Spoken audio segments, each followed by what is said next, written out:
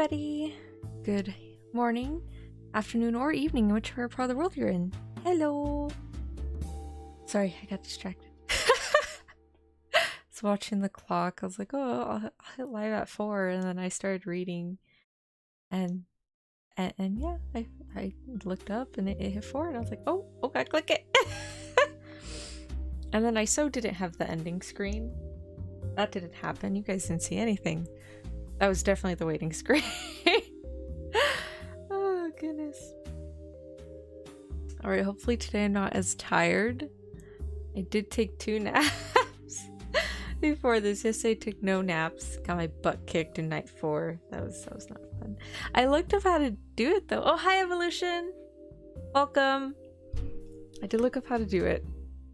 And that would be a lot of camera changing. So I'll follow that method, maybe something else. But we'll see how it goes next week. Yeah. Anyways, today we're going to continue our reading of Dracula by Bram Stoker. And witnessing Jonathan making horrible decisions. They're not getting any better, so I have no hope for him. But we'll see how it goes. I finally got my pan today too. Went to the bakery, got the watermelon cookie, got the cookie with the 3 colors, and got some empanadas too. I got pumpkin and piña. Did not eat that one. I ate the pumpkin one. Did I finish it? No, I didn't. I was waiting for lunch. By the time I woke up, it was already like, oh, it's lunchtime, but I really want a cookie. So I got a cookie because I can. Anyways, and it was only until I was heading home that I realized I couldn't finish the cookies because I had to get my tooth taken out tomorrow. Oh man, yeah, I'm not too happy about it. I was like, no, I finally got the cookies. It's been about 2-3 years since I've eaten like a watermelon cookie. The pan dulce, but like it's in the shape of a watermelon. It has like the watermelon colors and stuff, and there's chocolate chips, so it's really delicious. But yeah, I can't finish it. Well, I ate one today. I could probably eat one tomorrow morning before my appointment, so we'll see how that goes. But yeah, I don't know. I think my mouth should feel better next week, so I can like talk. You know, hopefully I can talk tomorrow too. I don't know if I can. Oh, okay. Did you get I don't know what they're called. I just know they're like the pan dulce cookies. Watermelon, let me see. Oh, I think it's just, is that what it's called? That's what it's called. What does this picture say? Yeah, it's just like a watermelon cookie, but like the, I don't know how to explain it. Oh, here it is. I think it's just the pan dulce cookie, but it's like a watermelon, you know? And they have different ones. Like they have like ones in like the 3 colored ones. So they'll usually have like the pink, the brown, and the white for like the strawberry, chocolate, and vanilla. And I got empanadas, so that was really good. All right. Enough about cookies. We have to read about Jonathan's unfortunate situation, and I'm going to keep judging him because I can. And we can judge him because we can. So good luck, Jonathan. Where's my book? I forgot to put my book. Here's my book! Ta-da! Okay. Ahem! There we go. I think we're on chapter 3. Yeah. Oh, and I got a bookmark this time. I'm not using a tissue. I actually have oh, the music. I gotta put that off. Gotta turn it off. There we go. Okay. Yeah, I got a bookmark. I couldn't find a cool Dracula one, but I found a penguin one, which is really cute. It's 2 penguins. One of them's like pecking the other one on the head, but it looks like a little kiss. It's cute. It's really cute. Okay. Chapter 3. Jonathan Harker's journal continued. When I found that I was a prisoner, a sort of wild feeling came over me. I rushed up and down the stairs, trying every door and peering out of every window I could find. But after a little conviction of my helplessness overpowered all of the things. Oh, wait, no. Oh, wait, no, this period. Okay, let me reread that one, then it's alright. But after a little, the conviction of my helplessness overpowered all other things. Okay. When I look back after a few hours, I think I must have been mad for the time. No, Jonathan, you understood. Like, your body knew you were a prisoner. You just don't want to acknowledge it. Oh, goodness. Must have been mad for the time, for I behaved much as a rat does in a trap. I mean, you are in a trap, though. When, however, the conviction had come to me that I was helpless, I sat down quietly, as quietly as I've ever done anything in my life, and began to think over what was best to be done. I am thinking still, and as yet have come to no definite conclusion. Of one thing only I am certain, that it is no use making my ideas known to the Count. He knows well that I am imprisoned, and that he has done it himself and has doubtless his own motives for it. He would only deceive me if I trust him fully with the facts. Okay, so now he's realizing it. Right? Now he knows he's stuck there? Right? Wait, what day are we on? This is continued, so I'm just doing this, like... Okay, the 5th of May. But how long have you been in here? Let's see. Oh, it hasn't even been that long, though. Okay. He knows what... Oh, wait, no. Okay, so far I can see, my only plan will be to keep my knowledge and my fears to myself, and my eyes open. I know, either being deceived, like a baby, yes you are, by my own fears, or else I am in desperate straits, and if the latter be so, I need and shall need all my brains to get through. Jonathan, I don't know about your brain cells. I have a lack of brain cells, but I think you have more so lack, perhaps. I'd hardly come to this conclusion when I heard the great door below shut, and knew that the Count had returned. He had not come up at once into the library, so I went cautiously to my own room and found him making the bed. What the fudge? I mean, why is he making the bed, though? Why is he in your room? Wink, wink. I'm just kidding. This was odd, but only confirmed that I had all along thought that there were no servants in the house. I'm pretty sure they'd be vampires, if anything. But if there's no servants, does that mean he's been making you all this delicious food? Best way to a man's heart is through his stomach. No. When later I saw him through the chink of the hinges of the door, laying the table in the dining room, I was assured of it. For if he does himself all these menial offices, surely it is proof that there is no one else to do them. This gave me a fright, for if there is no one else in the castle, I must have been the Count himself, who was the driver of the coach that brought me here.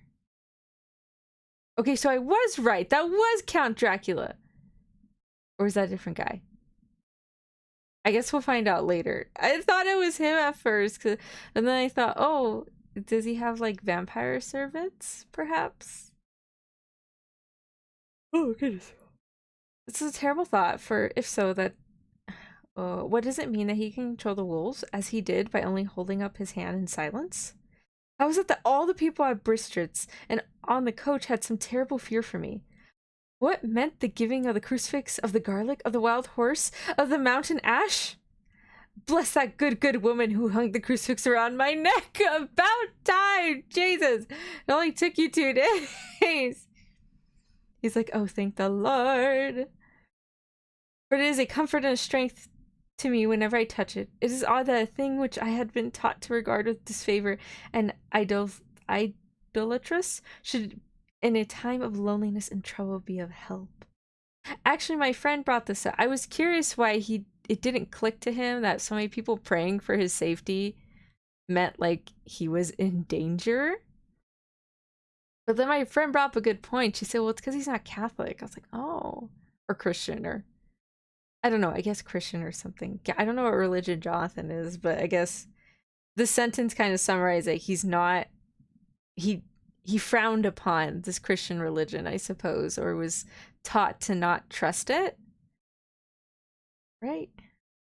Let's see. Oh, is that there's something in the essence of the thing itself, or that is a medium, a tangible help in conveying memories of sympathy and comfort. Perhaps, sometime, if it may be, I must examine this matter and try to make up my mind about it. In the meantime, I must find out all I can about Count Dracula, as it may help me to understand. Tonight, he may talk of himself if I turn the conversation that way. I must be very careful, however, not to wake his suspicion. Gotta get to know him. Jonathan may provide a seduction strategy. No. Midnight. I have had a long talk with the Count. I asked him a few questions on Transylvanian history, and he warmed up to the subject wonderfully. In his speaking of things and people, and especially battles, he spoke as if he had been present at them all, which I'm sure he was. Jonathan didn't say that. I'm pretty sure I said that. This he afterwards explained by saying that to a boyar, the pride of his house and the name is his own pride, that their glory is his glory, and that their fate is his fate. Whenever he spoke of his house, he always said we, spoke almost on the plural, like a king speaking. That's true. Usually as like king or royalty, instead of saying I, you say we. I wish I could put down all that he said exactly as he said it, for to me it was most fascinating. It seemed to have in it a whole history of the country. He grew excited as he spoke, and walked about the room pulling his great white mustache, and grasping anything on which he laid his hands on, as though he would crush it by main strength. Did I skip a page? No, I didn't. Okay. One thing he said, which I shall put down as nearly as I can, for it tells in its way of the story of his race. Whoa, don't know how to say that word. We Zekelis, I think, have a right to be proud, for in our veins flows the blood of many brave races who fought as the lion fights for their lordship. Here in the whirlpool of European races, the Ugaric tribe bore down from Iceland the fighting spirit which Thor and Woden gave them, which their berserkers displayed to such fell intent on the seaboards of Europe, aye, and of Asia and Africa too, till the people thought that the werewolves themselves had come. Here too, when they came, they found the Huns, whose warlike fury had swept the earth like a living flame, till the dying peoples held that in their veins ran the blood of those old witches who expelled from Scythia. Scythia? Scythia. I think it's Scythia. Had mated with the devils in the desert. Fools, fools, what devil or what witch has ever so great as Attila, whose blood is in the veins? He held up his arms. It is a wonder that we were a conquering race, that we were proud, and when the Magyar, the Lombard, and the Avar, and the Bulgar, or the Turk poured his thousands on our frontiers, we drove them back? Is it strange that when the Arpad and his legions swept through the Hungarian fatherland, he found us here when he reached the frontier, at the Honfoglalas were completed there, and when the Hungarian flood swept eastward, the Zekelis were claimed as kindred by the victorious Magyars, and to us, for centuries, was trusted in the guarding of the frontier of the Turkey land? Dude, this whole page is confusing me. Oh man, yeah, I'm getting really, really confused. Aye, and more than that, endless duty of the frontier guard, for as the Turks say, water sleeps and the enemy is sleepless, who more gladly than we throughout the foreign nations received the bloody sword, or at its warlike call flocked quicker to the standard of the king? When was redeemed the great shame of my nation, the shame of Kosova, when the flags of the Wallach and the Magyar went down beneath the crescent? Who was it but one of my own race who, as voivode, crossed the Danube and beat the Turk on his own ground? It was Dracula indeed. Who is it that his own unworthy brother, when he had fallen, sold his people to the Turk and brought the shame of slavery on them? Was it not this Dracula indeed who inspired that other of his race who, at a later age, again and again brought his forces over the great river into Turkey land? Who, when he was beaten back, came again and again and again, through he had to come alone from the bloody field where his troops were being slaughtered, since he knew that he alone could ultimately triumph? They said that he thought only of himself. Bah! What good are peasants without a leader? Where ends a war without a brain and heart to conduct it? Again, when after the battle of Mohawks he threw off the Hungarian yoke, we of the Dracula blood were amongst their leaders, for our spirit would not brook that we were not free. Ah, young sir, Zechalis, and the Dracula as their hearts, blood their brains, and their swords can boast a record that mushroom grows like the Habsburgs and the Romanovs can never reach. The warlike days are over. Blood is too precious a thing in these days of dishonorable peace, and the glories of the great races are as a tale that is old. Wow, that was whew. What? Yeah, I know. What? As in you understood that, or what? As in that was a really long rant. Jesus, I understood none of that. If I read Transylvanian history, perhaps I will. But oh my god. That was a mouthful. That was a lot. It was literally a page and a half. Jesus. It was by this time close on morning, and we went to bed. Memo. This diary seems horribly like the beginning of the Arabian Nights. For everything has to break off at cockcrow, or like the ghost of Hamlet's father. Oh dear. I guess, do I have the Arabian Nights? I don't think I grabbed that one yet. I'm gonna have to find a copy for the Arabian Nights. If it's in public domain, which I think it is. Okay. Okay, so we stopped writing in our diary for a couple days. So this one's the 12th of May. Then we begin with the facts. Bare, meager facts, verified by books and figures, and of which there can be no doubt.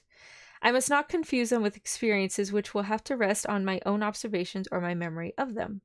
Last evening, when the Count came from his room, he began by asking me questions on the legal matters and on the doing of certain kind of business.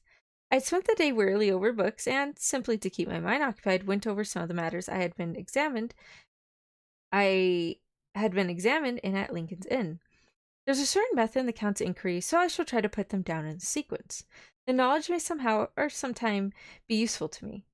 First, he asked if a man in England might have 2 solicitors or more.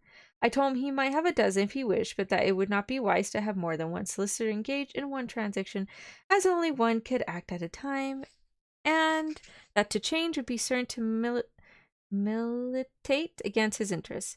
He seemed thoroughly to understand and went on to ask if there would be any practical difficulty in having one man to attend, say, to banking and another to look after shipping, in case local help were needed in a place far from the home of the banking solicitor. I asked him to explain more fully so I might not by any chance mislead him, so he said, I shall illustrate.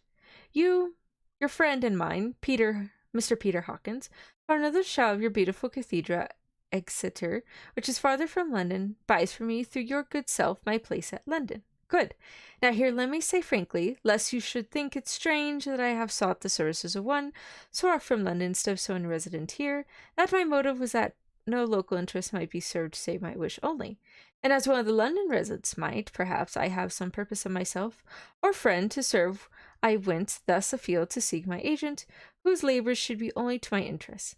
Now suppose I, who have much of affairs, wish to ship goods, say, to Newcastle, or Durham, or Harwich, or Dover, which it not be that it could with more ease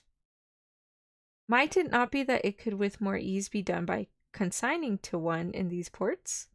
I answered that certainly it would be most easy, but what we solicitors had a system of agency one from the other, so the local work could be done locally on instruction from any solicitor, so that the client, simply placing himself in the hands of one man, could have his wishes carried out by him without further trouble. But, he said, I could be at liberty to direct myself. Is it not so? Of course, I replied, and such is often done by men of the business who do not like the whole of their affairs to be known by any one person. Good, he said, and then went to ask about the means of making consignments and the forms to be gone through, and of all sorts of difficulties which might arise, but by forethought could be guarded against. I explained all these things to him to the best of my ability, and he certainly left me under the impression that he would have made a wonderful solicitor, for there was nothing that he did not think of or foresee. For a man who was never in the country and who did not evidently do much in the way of business, his knowledge and acumen were wonderful. That also confused me. What? Okay, so he wants 2 people to be in charge? Like one guy in charge of his finance and another guy in charge of shipping stuff? Yeah? Is that what he's asking? When he had satisfied himself on these points of which he had spoken, and I had verified all as well as I could by the looks of books available, he suddenly stood up and said, Have you written since your first letter to your friend Mr. Peter Hawkins, or to any other? I was with some bitterness in my heart that I answered that I had not, and that as yet I had not seen any opportunity of sending letters to anybody. Then write now, my young friend, he said, laying a heavy hand on my shoulder. Write to your friend and to any other, and say, if it will please you, that you shall stay with me until a month from now. This sounds really sussy. Do you wish me to stay so long? I asked, for my heart grew cold at the thought. I desire it much. Nay, I will take no refusal. When your master implored that you will engage as someone should come on his behalf, it was understood my needs only were to be consulted. I have not stinted, is it not so? Oh. Now it really does seem like he sent Mr. Harker to please Count Dracula in anything for however long. No. Tony writing Jonathan Dracula fanfiction. No. Was that the script you were writing the other day? No, the script I was writing the other day was an original film idea. Though after writing it and consulting with a friend, he said it seemed more like an anime, if anything. So I guess an original anime idea. That's what I was writing, I suppose. I have written fanfic, but not for that. I think just Genshin so far. As far as just Genshin. Oh goodness. No, I'm good. But I'm sure there's Jonathan X Dracula fanfic out there. I'm positive there is. Haven't looked for it nor found any, but I'm sure there is. There's fanfic for everything at this point. Okay. Let's see.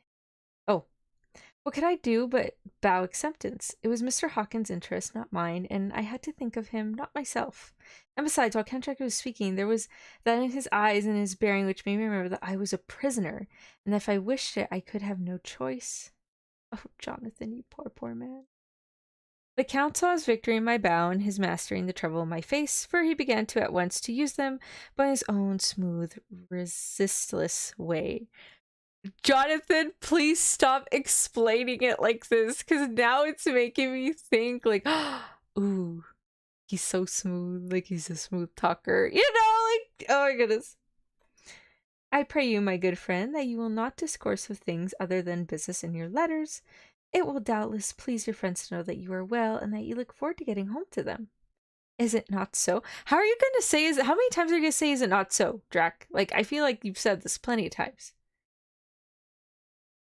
As he spoke, he handed me 3 sheets of notepaper and 3 envelopes. They were all the thinnest foreign post, and looking at them, then at him, and noticing his quiet smile, with the sharp canine teeth lying over the red underlip, I understood as well as if he had spoken that I should be more careful what I wrote, for he would be able to read it. So I determined to write only formal notes now. Poor Jonathan, you're being held at Fang Point. So I determined to write only formal notes now, but to write fully to Mr. Hawkins in secret, and also to Mina, for to her I could write in shorthand, which would puzzle the Count if he did see it. When I had written my 2 letters, I sat quietly, reading a book whilst the Count wrote several notes, referring as he wrote them to some books on his table. When he took up my 2 and placed them in his own hand and put it by his writing materials, after which the instant the door had closed behind him, I leaned over and looked at the letters, which were face down on the table. I felt no compunction in doing so, for under the circumstances, I felt that I should protect myself in every way I could. One of the letters was directed to Samuel F. Billington, No. 7, The Crescent, and Whitby. Another to her, Lieutenant Varna. The third was to Couts and Company, London, and the fourth to her and Klopstock and Billerud, Bankers, Budapest. The second and fourth were unsealed. I was just about to look at them when I saw the door handle move. I sank back in my seat, having just had time to replace the letters as they had been and to resume my book before the Count, holding still another letter in his hand, entered the room. He took up the letters on the table and stamped them carefully, then turned to me and said, I trust you will forgive me, but I have much work to do in private this evening. You will, I hope, find all things as you wish. As the door he turned, and after a moment's pause. Let me advise you, my dear friend. Nay. No, my dear young friend. Nay, let me warn you, with all seriousness, that you should leave these rooms. You will not by any chance go to sleep in any other part of the castle. It is old and has many memories, and there are bad dreams for those who sleep unwisely. Be warned! Should sleep now or ever overcome you, or be like to do, then haste to your own chamber or to these rooms, for your rest will then be safe. But if you be not careful in this respect, then... He finished his speech in a gruesome way, for he motioned with his hand if he were washing them. I quite understood. My only doubt was as to whether any dream could be more terrible than the unnatural horrible net of gloom and mystery which seemed closing round me. Okay, now that I think about it, I'm pretty sure there's other vampires in the castle. Because if he told him, if he left the room, he would get killed. Either he would kill him or someone else would kill him. So I'm pretty sure there's other people in this castle. Oh, goodness. Alright, Jonathan, I hope you be a good boy and not leave your room. Then again, how do we enjoy the remaining 400 pages? Well, a little less than 400, but around 400. Later. I endorse the last words written, but this time there is no doubt in question. I shall not fear to sleep in any place where he is not. I have placed the crucifix over the head of my bed. I imagine that my rest is thus freer from dreams, and there it shall remain.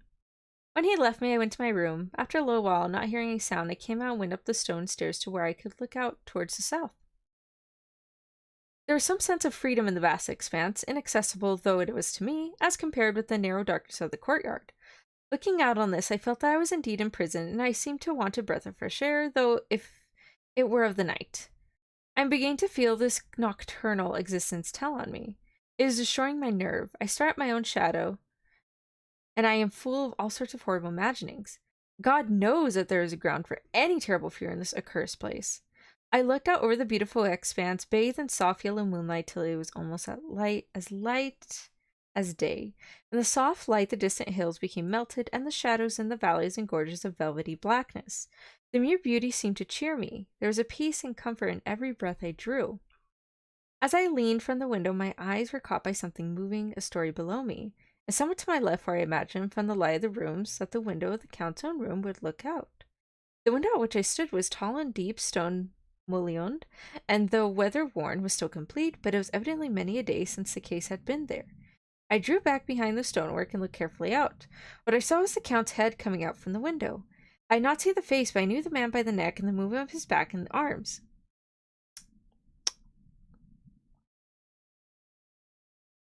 I knew the man by the neck and the movement of his back and arms. You know, that... You'll know what I was gonna say. I'll just leave it at that. Where was my spot? In any case, I cannot mistake in the hands which I had had so many opportunities of studying.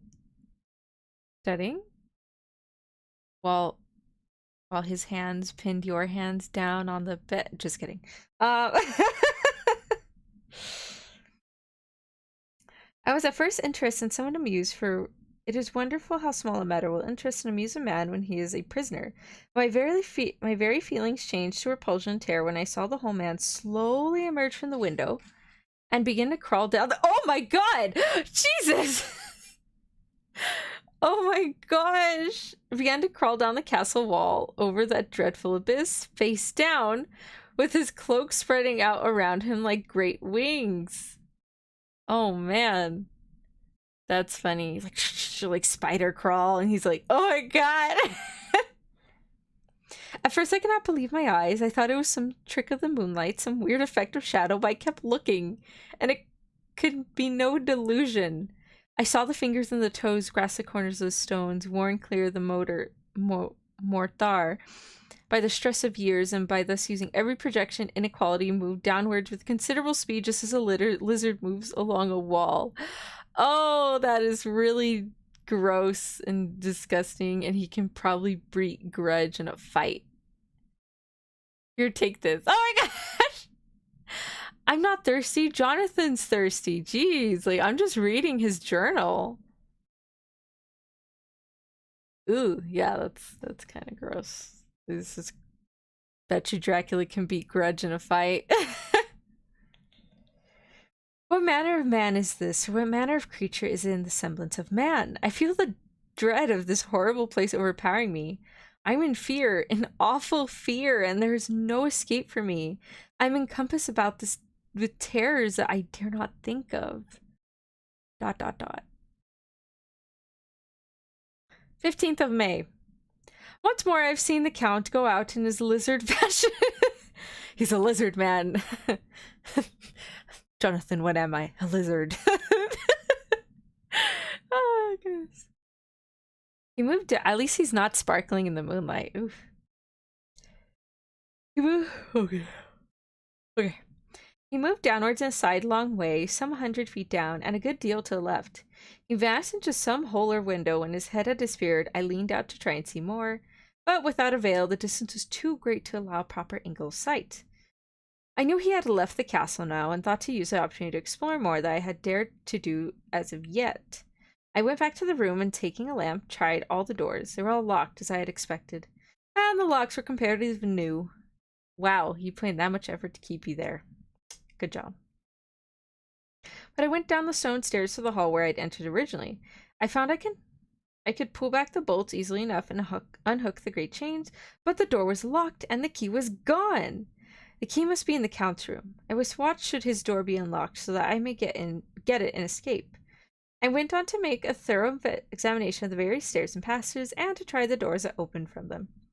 One or two small rooms near the hall were open, but there was nothing to see in them except old furniture and dusty with age and moth-eaten.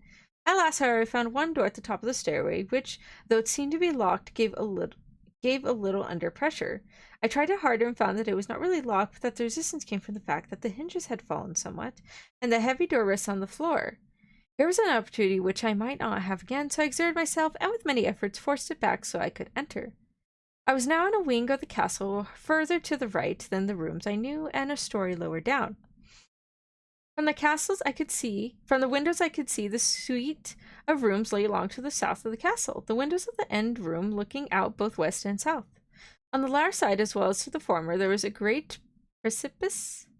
The castle was built on the corner of a great rock, so that on three sides it was quite impregnable, and great windows were placed here where sling or bow or culverin could not reach, and consequently light and comfort, impossible to position, which had to be guarded, were secured.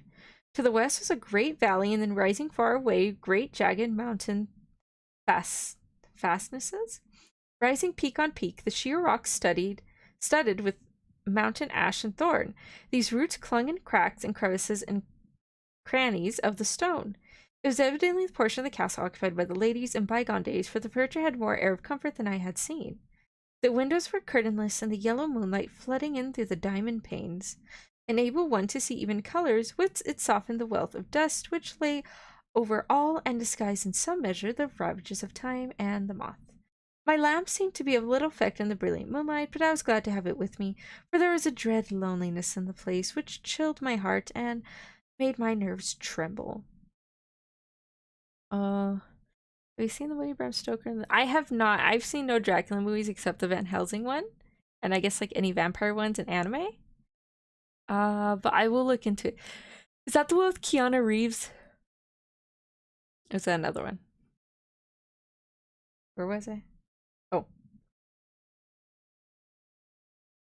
Oh. Still, it was better than living alone in the rooms which I had come to hate from the presence of the Count, and after trying a little to school my nerves, I found a soft quietude come over me.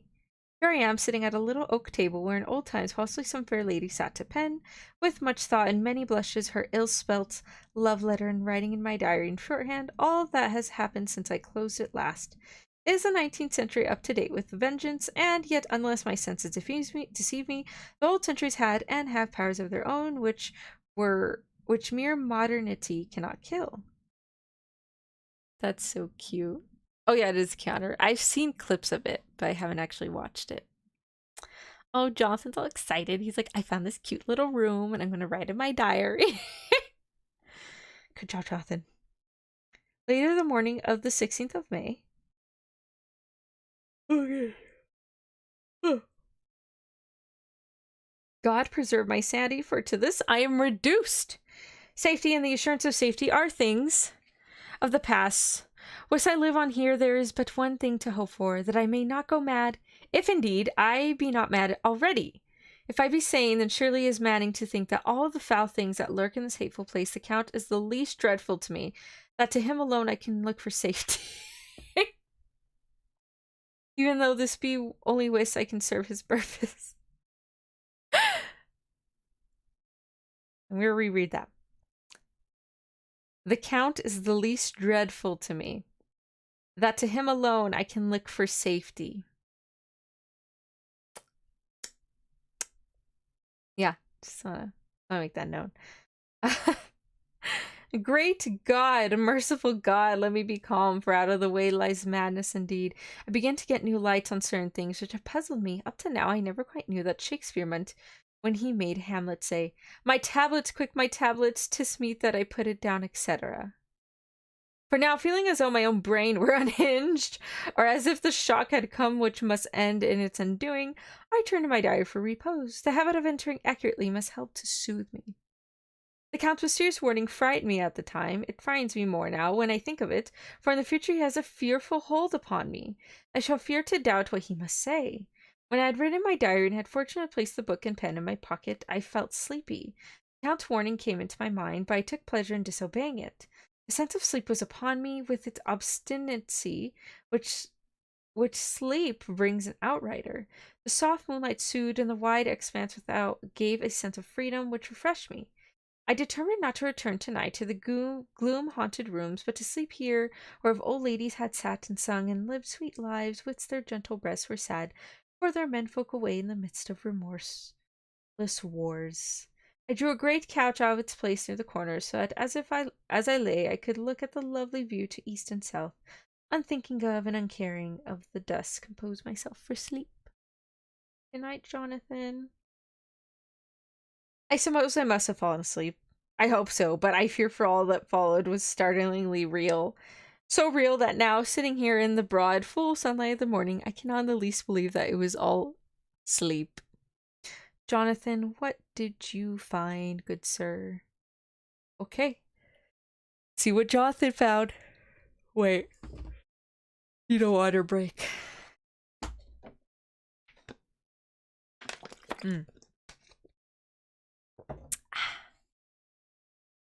What did you find? I was not alone. Oh dear. The room was the same, unchanged in any way since I came into it. I could see along the floor in the brilliant moonlight. My own footsteps marked where I had disturbed the long accumulation of dust. In the moonlight opposite me were 3 young women, ladies by their dress and manner. I thought at the time that I must be dreaming when I saw them, for though the moonlight was behind them, they threw no shadow on the ground. Vampire ladies! They came closer to me and looked at me for some time and then whispered together. 2 were dark and had high aquiline noses like the Count's, and great dark piercing eyes that seemed to be almost red when contrasted with the pale yellow moon. The other was fair as can be, with great wavy masses of golden hair and eyes like pale sapphires. I seemed somehow to know her face and to know it in connection with some dreamy fear, but I cannot recollect at the moment how or where. All 3 had brilliant white teeth, and that shone like pearls against the ruby of their voluptuous lips. There was something about them that made me uneasy, some longing, and at the same time some deadly fear. Jonathan, I'm pretty sure these are 3 vampire ladies that want to eat you, and you should probably run. I felt in my heart a wicked, burning desire that they would kiss me with those red lips. It is not good to note this down, at least some day it should meet Mina's eyes and cause her pain, but it is the truth. Goodness. They whispered together, and then they all 3 laughed, such a silvery musical laugh, but as hard as though the sound never could have come through the softness of human lips. It was like the intolerable tingling sweetness of water glasses when played on by cunning hands. The fair girl shook her head coquettishly, and the other 2 urged her on. One said, "Go on, you're first. We shall follow. Yours is the right to begin." The other added, "He is young and strong. There are kisses for us all." I lay quiet, looking out from under my eyelashes in an agony of delightful anticipation. The fair girl advanced and bent over me till I could feel the movement of her breath upon me. Sweet it was, in one sense, honey-sweet, and sent the same tingling through the nerves as her voice, but with a bitter unlike sweet, a bitter offensive as one smells in blood. I was afraid to raise my eyelids, but looking out and saw perfectly under the lashes. The fair girl went on her knees and bent over me, fairly gloating. There was a deliberate voluptuousness which was both thrilling and repulsive. As she arched her neck, she actually licked her lips like an animal, till I could see in the moonlight the moisture shining on the scarlet lips and on the red tongue as it lapped the white, sharp teeth. Jonathan, run! Lower and lower went her head as the lips went below the range of my mouth and chin and seemed to have fastened on my throat. Then she paused. Oh, she's gonna suck his blood. Blah, blah, blah. And she paused, and I could hear the churning sound of her tongue as it licked her teeth and lips, and I could feel the hot breath on my neck. Lucky man. Then the skin of my throat began to tingle as one's flesh does when the hand that is to tickle it approaches near. Near. I could feel the soft, shivering touch of the lips on the super sensitive skin of my throat and the hard dents of two sharp teeth just touching and pausing there. I closed my eyes in languorous ecstasy and waited with beating heart. But at that instant, another sensation swept through me as quick as lightning. I was conscious of the presence of the Count and of his being as if lapped in a storm of fury. As my eyes opened involuntarily, I saw his strong hand grasp the slender neck of the fair woman, and with giant's power draw it back, the blue eyes transformed with fury, the white teeth champing with rage, the fair cheeks blazing red with passion. But the Count! Never did I imagine such a wrath and fury, even the demons of the pit. His eyes were positively blazing. The red light in them was lurid, as if the flames of hellfire blazed behind them. His face was deathly pale, and the lines of it were hard-drawn wires. The thick eyebrows that met over the nose now seemed like a heaving bar of white-hot metal. With a fierce sweep of his hand, he hurled the woman from him and then motioned to the others as though he were beating them back. It was the same imperious gesture that I had seen used on the wolves. In a voice which, though low and almost in a whisper, seemed to cut through the air and then ring around the room, he exclaimed, "How dare you touch him? Any of you! How dare you cast eyes on him when I have forbidden it? Back, I tell you all! This man belongs to me!" Oh my god! Some action! Oh my gosh! This oh my gosh! Oh my god! This sounds like a great scene. It's like he's my man.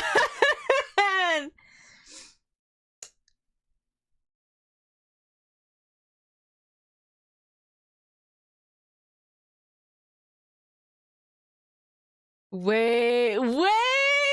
I just skimmed like the rest of it, and this sounds like it's my man declaration. I think it's. I mean, I think Dracula's keeping a pet. He's keeping Jonathan as a pet at this point. A little lover, might I add. Like, look, hear me out. I'm gonna finish this page, and you tell me what you think. How dare you touch him, any of you? How dare you cast eyes on him when I have forbidden it? Back, I tell you all, this man belongs to me. Beware how you meddle with him, or you'll have to deal with me. The fair girl, with a laugh of raveled coquetry, turned to answer him. You yourself never loved. You never love. On this the other women joined, and such a mirthless, hard, soulless laughter rang through the room that it almost made me faint to hear. It seemed like the pleasure of fiends. Then the Count turned, after looking at my face attentively, and said in a soft whisper, Yes, I too can love. You yourselves can tell it from the past. Is it not so? When I promise you that when I am done with him, you shall kiss him all your will. Now go, go. I must awaken him, for there is work to be done. Did you hear that, y'all? Dracula can love. He can love. Seems he slept with these women prior his own personal gift. Oh my gosh. Like he whispers. Okay, so. Are we having nothing tonight? Said one of them with a low laugh as she pointed to the bag which he had thrown open on the floor, which moved as though there was some living thing with it. Oh, was he hunting for them? For answer, he nodded his head. One of the women jumped forward and opened it. In my ears, not to see me, there was a gasp and a low wail, as of a half-smothered child. The woman closed around, which I was aghast with horror, but as I looked, they disappeared, with them the dreadful bag. Oh no, did he feed them a kid? Oh, hey, Chris. Kinky. I know, right? There was no door near them, and they could not have passed me without my noticing. They simply seemed to fade into the rays of the moonlight and pass through the window, where I could see outside the dim, shadowy forms of the moment before they entirely faded away. Then the horror overcame me, and I sank down unconscious. Dun dun dun. Chapter 4. I woke in my own bed. If it be that I had not dreamt, the Count must have carried me here. Ooh, Princess Carrie? Princess Carrie, anyone? I tried to satisfy myself on the subject, but could not arrive at any unquestionable result. To be sure, there were certain small evidences, such as that my clothes were folded and laid by in a manner which is not my habit. My watch was still unwound, and I am rigorously accustomed to wind it, the last thing before going to bed, and many such details. What do you mean your clothes were folded? Did Dracula undress you? Did Dracula undress Mr. Harker? Mr. Harker, are you just in boxers? Like, what? What? But these things are no proof, for they may have been evidence that my mind was not as usual, and for some cause or another I had certainly been much upset. I must watch for proof. Of one thing I am glad, if it was the Count that carried me here and undressed me, yeah, he did. He must have been hurried in his task, for my pockets are intact. I am sure the story would have been a mystery to him which he would not have brooked. He would have taken or destroyed it. As I look round this room, although it has been to me so full of fear, it is now a sort of sanctuary, for nothing can be more dreadful than those awful women who are waiting to suck my blood. Or aren't you a lucky man, Jonathan? 3 lovely vampire ladies. That sounds like a dream. Don't tell Lena. Just kidding. Anyways, May 18th of May. I've been down to look at the room again in daylight, for I must know the truth. When I got to the doorway at the top of the stairs, I found it closed. It had been so forcibly driven against the jab that... Oh my gosh, what was that? I heard something crinkling. Yeah, oh goodness, I think it was something outside. I heard like a really loud crinkle, and I jumped. In case there's anything on the floor, I'm just gonna... Hold on, let me just sit crisscross on my chair. Just for my safety and sanity. Okay. Where was I? Ow. Can I just... Ow! I jammed my thumb against my knee in the table. Ow. Oh, I think I popped it. Ow. Okay. Sorry about that. Where was I? Oh. 18th of May, Oh yeah, he went to the room. It had been so forcibly driven against the jab that part of the woodwork was splintered. I could see that the bolt of the lock had not been shot, but the door is fastened from the inside. I fear it was no dream and must act on this surmise. They found you. They're behind you. No one's behind me. I checked. Though if they were here, I'd gladly let them inside my home. 19th of May. I am surely in the toils. Last night the Count asked me in the suavest tone. He's asked me in a really sweet voice. In the suavest tones to write 3 letters, one saying that my work here was nearly done and that I should start for home within a few days, another that I was starting on the next morning from the time of the letter, and the third that I had left the castle and arrived at Bistritz. I would fain have rebelled, but felt that in the present state of things it would be madness to quarrel openly with the Count, which I am so absolutely in his power, and to refuse would be to excite his suspicion and to arouse his anger. He knows that I know too much, and that I must not live, lest I be dangerous to him. My only chance is to prolong my opportunities. Okay, this does sound like the Arabian Night. Let's see. Something may occur. Yeah. Something may occur which will give me a chance to escape. I saw in his eyes something of that gathering wrath which was manifest when he hurled that fair woman from him. Oopsie daisy. He explained to me that the posts were few and uncertain, that my writing now would ensure ease of mind to my friends, and he assured me with much impressiveness that he would countermand the later letters, which would be held over at Bistritz until due time in case chance would admit of my prolonging my stay, that to oppose him would have been to create new suspicion. I therefore pretended to fall in with his views, and asked him what dates I should put on the letters. He calculated me and then said, the first should be June 12th, the second June 19th, and the third June 29th. I know the span of my life. God help me!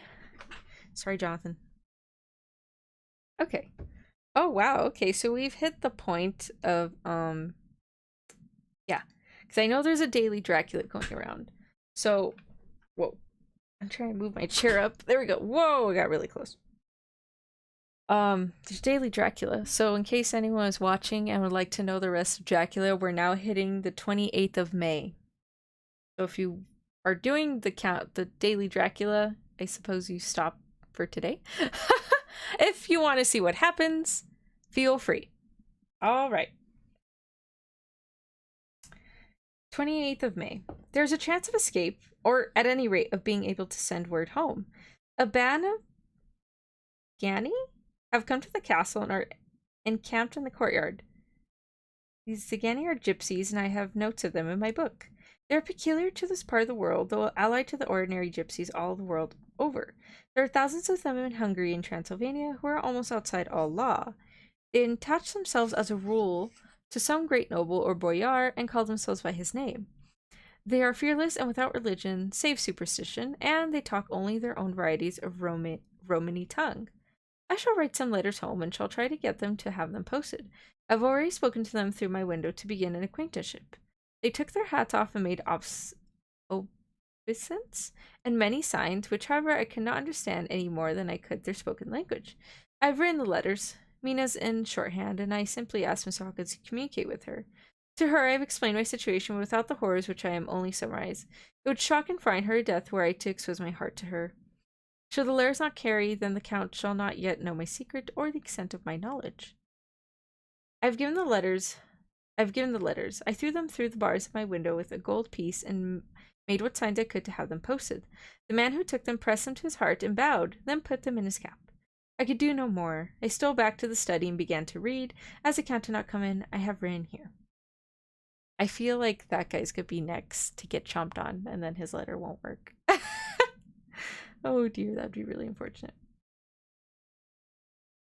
Count has come. He sat down beside me and said in his smooth voice as he opened two letters. Uh-oh. Uh-oh. Uh-oh. Uh-oh. Uh-oh. The Zagani have given me these, of which though I know not whence they come, I shall of course take care. See? He must have looked at it. One is from you and to my friend Peter Hawkins. The other, here he caught sight of the strange symbols as he opened the envelope, and the dark look came into his face. His eyes blazed wickedly. The other is a vile thing and an outrageous upon friendship and hospitality. It is not signed. Well, so it cannot matter to us. And he calmly held the letter and envelope in the flame of the lamp till they are consumed. Then he went on, the letter to Hawkins that I shall of course send on, since it is yours. Your letters are sacred to me. Your pattern, my friend, that unknowingly I did break the seal. Did you not cover it again? He held out the letter to me with a courteous bow, handed me a clean envelope. I could only redirect it and hand it to him in silence. When he went out of the room, I could hear the key turn softly. A minute later, I went over and tried it. The door was locked. Jonathan, no! At least he tried, guys. At least he tried. Man, that sucks. When an hour or two after the Count came quietly into the room, his coming awakened me, for I had gone to sleep on the sofa. He was very courteous and very cheery in his manner, and seeing that I had been sleeping, he said, So, my friend, are you tired? Get to bed. There is the surest rest. I may not have the pleasure of talk tonight, since there are many labors to me, but you will sleep, I pray. I passed my room and went to bed, and strange to say, slept without dreaming. Despair has its own calms. 31st of May. This morning when I woke, I thought I would provide myself with some paper and envelope from my bag and keep them in my pocket, so I might write in case I should get an opportunity, but again a surprise, again a shock. Every scrap of paper is gone, with all my notes, my memoranda relating to railways and travel, my letter of credit, and in fact all that might be useful to me where I went outside the castle. I sat and pondered a while. Then some thought occurred to me. I made search for my portmanteau, and in the wardrobe where I had placed my clothes. The suit in which I had traveled was gone, and also my cover coat and rug. Find no trace of them anywhere. This looked like some new scheme of villainy. Uh-oh. He's already, like, this far in prison that I'm wondering what happens the 300 remaining chapters. 17th of June. This morning, as I was sitting on the edge of my bed, cudgeling my brains, I heard without a crack Heard without a cracking of whips and pounding and scraping of horses' feet up the rocky path beyond the courtyard. With joy, I hurried to the window and saw drive into the yard 2 great later wagons, each drawn by 8 sturdy horses, at the head of each pair a Slovak with his wide hat, great nail-studded belt, dirty sheepskin, and high boots. They had also their long staves in hand. I ran to the door, intending to descend and try and join them through the main hall, as I thought the way might be open for them. Again a shock. My door is fastened on the outside. Jump the window, Jonathan! Climb!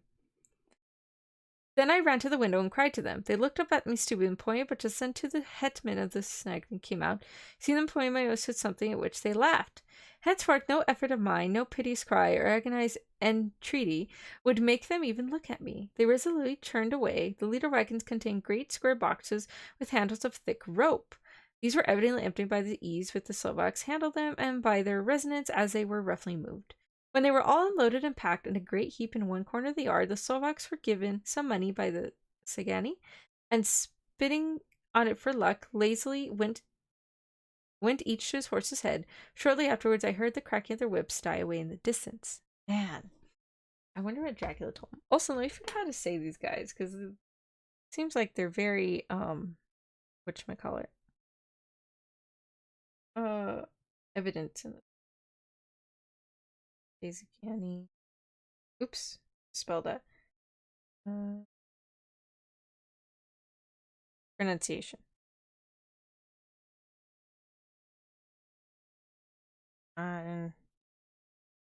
Phone load.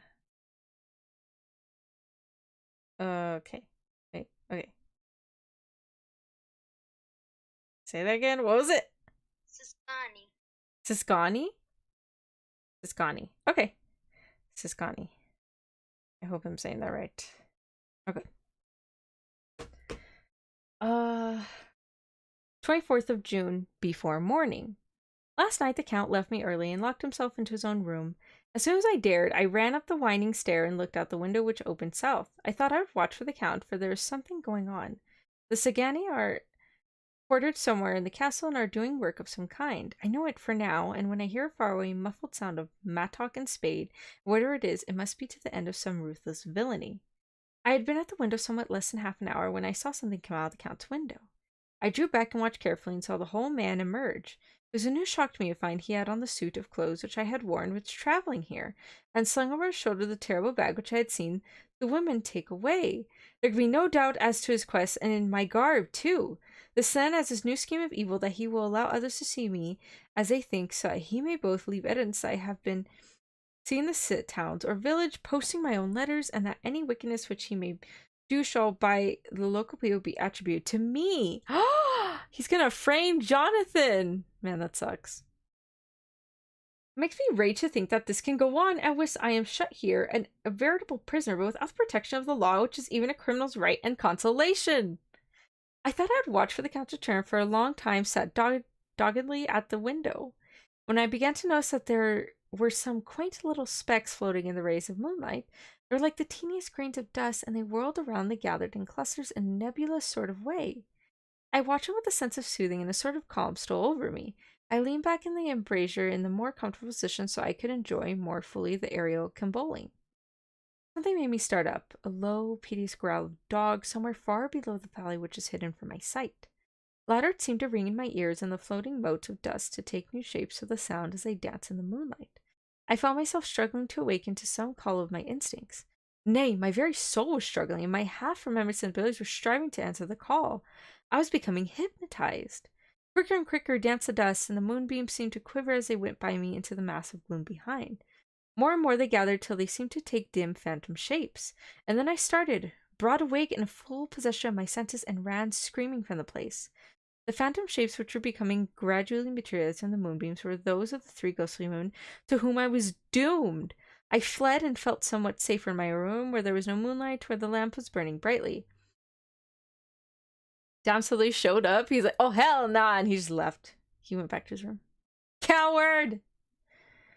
When a couple of hours had passed, I heard something stirring in the Count's room, something like a sharp wail quickly suppressed, and there was a silence, a deep, awful silence, which chilled me. With a beating heart, I tried the door, but I was locked in my prison and could do nothing. I sat down and simply cried. Jonathan, no! I'm so sorry, Jonathan! As I sat, I heard a sound in the courtyard. Without, the agonized cry of a woman. I rushed to the window, throwing it up, peered up between the bars. There indeed was a woman with disheveled hair, holding her hands over her heart, one distressed with running. She was leaning against a corner of the gateway. When she saw my face at the window, she threw herself forward and shouted in a voice laden with menace. Monster, give me my child. Okay, so they did take a kid and they ate him. You know, I think okay, this is really dumb and I'm so sorry for thinking this. I'm sorry, Five Nights at Freddy's. You know, like the bite of 87. Get it? Because Dracula bites you. He eats kids. Anyways. She threw herself on her knees, raising up her hands, cried the same words and tones which wrung my heart.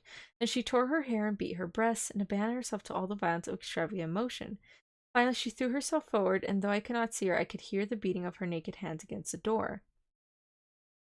Somewhere high overhead, probably on the tower, I heard the voice of the Count calling his harsh, metallic whisper. His call seemed to be answered from far and wide by the howling of the wolves. Before many minutes had passed, a pack of them poured, like a pent-up dam, when liberated, through the wide entrance into the courtyard. There was no cry from the woman, the howling of the wolves was but short. Before long they streamed away singly, licking their lips. I could not pity her, for I knew now that what had become of her child, and she was better dead. What shall I do? What can I do? How can I escape from this dreadful thrall of night and gloom and fear? Oh man, yeah, that's really sad. I'm pretty sure her kid got eaten already. And then the wolves ate her. Yeesh. You know, I was like, I didn't know what to expect when reading Dracula. But it seems there's a lot of violence in this. Jesus. 25th of June, morning. No man knows till he has suffered from the night how sweet and how dear to his heart and eye the morning can be. When the sun grew so high this morning that it struck the top of the great gateway opposite my window, the high spot which it touched seemed to me as if the dove from the ark had lighted there. My fear fell from me as if it had been a vaporous garment which dissolved in the warmth. I must take action of some sort while the courage of the day is upon me. Last night, one of my post-dated letters went to post, and the first of the fatal series, which is a blot out the very trace of my existence from the earth. Let me not think of it. Action! It has always been at night time that I have been molested or threatened, or in some way in danger or in fear. I have not yet seen the Count in the daylight. Can it be that he sleeps when others wake, but he may be awake whilst they sleep? If I could only get into his room, but there is no possible way. The door is always locked, no way for me. From hotness to sadness. I know, right? Now it's just like, ooh. Now it's just sad. Now it's just violence. Yes, there's a way if one dares to take it. Where his body has gone, why may not another body go? I've seen him myself crawl from his window. Why should I not imitate him and go in by his window? Chances are desperate, but my need is more desperate still. He's like, I will take my chances. If I fall, I fall. Better fate than not trying. I shall risk it. And the worst, it can only be death. And a man's death is not a calf's, and the dread hereafter may still be open to me. God help me with my task. Goodbye, Mina, if I fail. Goodbye, my faithful friend and second father. Goodbye, all, and less of all, Mina. Same day later.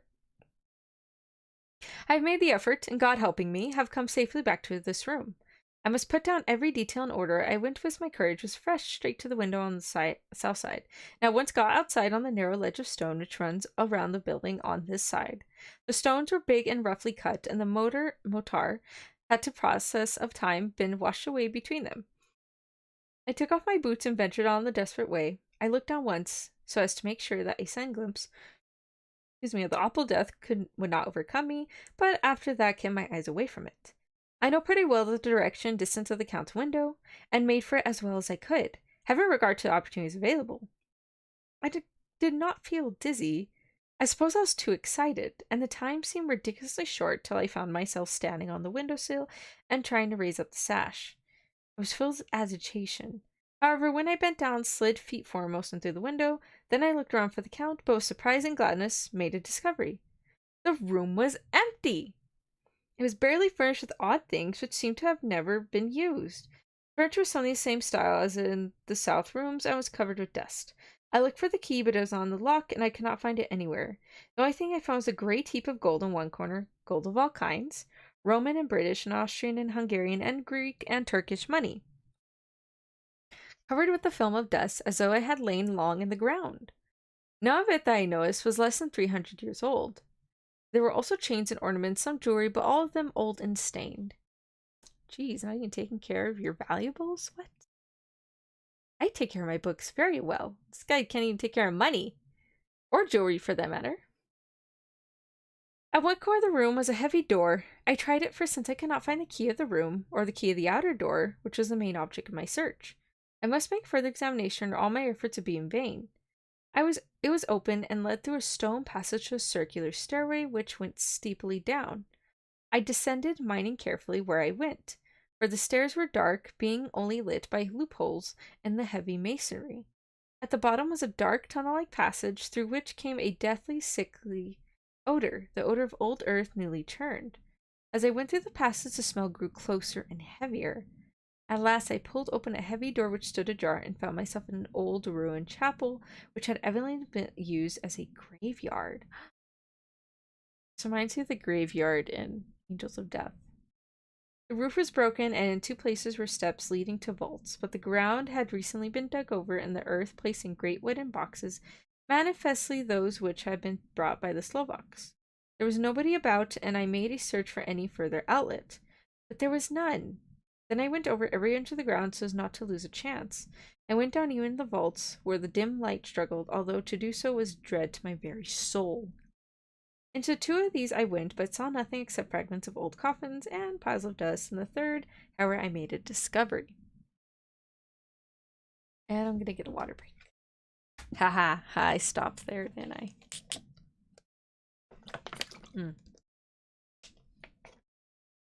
Okay. Ooh.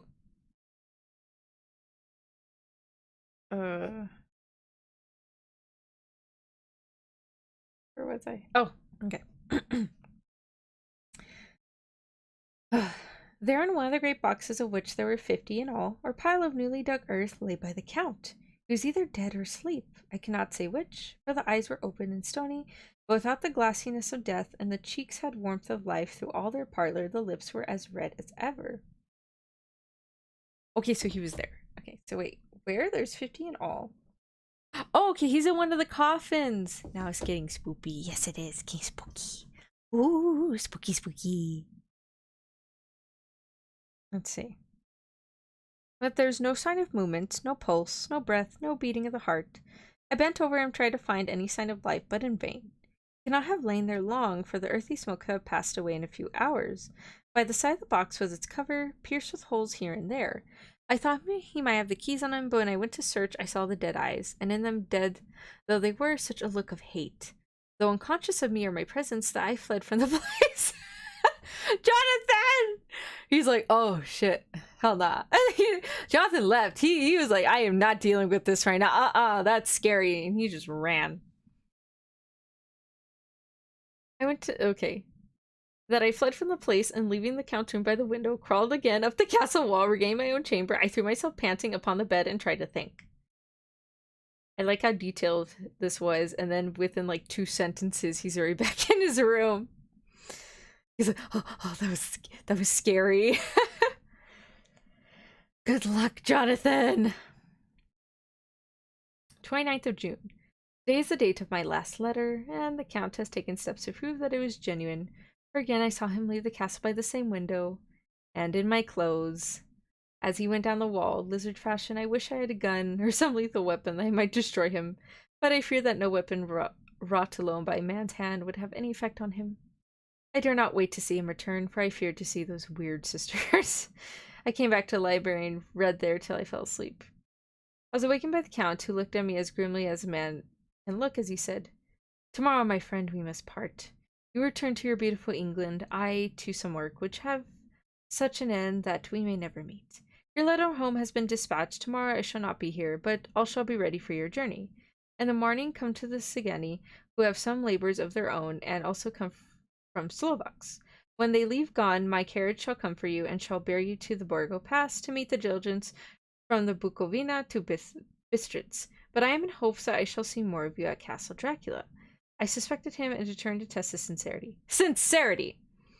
It seems like a profanation of the word to write in connection with such a monster, so I asked him in point blank, why may I not go tonight? Because, dear sir, my coachman and horses are away on a mission. But I would like to walk with pleasure. I want to get away at once. He smiled such a soft, smooth, diabolic smile that I knew there were some tricks behind his smoothness. He said, and your baggage? I do not care about it. He's like, fuck that. Like, I don't need it. I really don't need it. It's fine. I do not care about it. I can send for it some other time. Count stood up and said with a sweet courtesy, which made me rub my eyes. It seemed so real. You English have a saying which is close to my heart, for its spirit is which rules our boyars. Welcome to the coming, speed and parting guest. Come with me, my dear young friend. Now an hour shall you wait to my house against your will, though saddened and I at you going, and you so suddenly desire it. Come on. Come. With a stately gravity, he with the lamp preceded me down the stairs and along the hall. Suddenly he stopped. Oh, wait. Is this like Harker's nickname? Or did he say Hark? Hark! Close at hand came the howling many wolves. It was almost as if the sound sprang from the raising of his hand, just as the music of a great orchestra seemed to leap under the baton of the conductor. After a pause a moment, he proceeded in his stately way to the door, drew back the ponderous bolts, and unhooked the heavy chains, began to draw it open. To my intense astonishment, I thought I saw that it was unlocked. Suspiciously, I looked all around, but could see no key of any kind. As the door began to open, the howling of the wolves grew louder and angrier, and their red jaws, the champing teeth, and their blunt-clawed feet, as they leaped, came in through the opening door. I knew how to struggle at the moment against the Count was useless. With such allies as these in his command, I could do nothing, but still the door continued slowly to open, and only the Count's body stood in the gap. Suddenly it struck me that this might be the moment, that the means of my doom. I was to be given to the wolves, and at my own mad instigation. There was a diabolic wickedness in the idea great enough for the Count, and as last chance I cried out, shut the door! I shall wait till morning! Wow, Dracula being a major dick about this. Like, that's BS, buddy. Oh, you gotta admit, that was a bit of a dick move. You gotta admit that. Like, come on, really? He's like, I wanna go. And he's like, okay, you can go. And they're like, here's the wolves. It's like, you jerk. And covered my face with my hands to hide my tears of bitter disappointment. With one sweep of his powerful arm, the Count threw the door shut, and the great bolts clanged and echoed through the hall as they shot back into their places. In silence, we returned to the library, and after a minute or two, I went to my own room. Last I saw of the Count Dracula was his kissing his hand to me. Was his kissing his hand to me? Oh, like that? Or like what? Or he kissed Harker's hand. Oh. That, I'm confused. What? With a red light of triumph in his eyes, and with a smile that Judas in hell might be proud of. Jeez. Oh gosh. When I was in my room and about to lie down, I thought I heard a whispering at my door. I went to it softly and listened. Unless my ears deceived me, I heard the voice of the Count. Back! Back to your own place. Your time is not yet come. Wait, have patience. Tomorrow night is yours. There was a low, sweet ripple of laughter and a rage. I threw open the door and saw without the three terrible women licking their lips. As I appeared, they all joined in a horrible laugh and ran away. They're like, tee-hee-hee, and they just like ran off. He's like, how dare you? I came back to my room and threw myself on my knees. Is then so near the end? Tomorrow! Tomorrow! Lord, help me and those to whom I am dear. 30th of June, morning. These may be the last words I ever write in this diary. No, it's not, Jonathan, because we're barely on page 61 out of 420. I slept till just before the dawn, when I woke, threw myself on my knees, for I determined that if death came to he should find me ready. At last I felt the subtle change in the air, and knew that the morning had come. Then came the welcome cock-crow, and I felt that I was safe. With a glad heart, I opened the door and ran down the hall. I had seen that the door was unlocked, and now escape was before me. With hands that trembled with eagerness, I unhooked the chains and drew back the massive bolts. But the door would not move.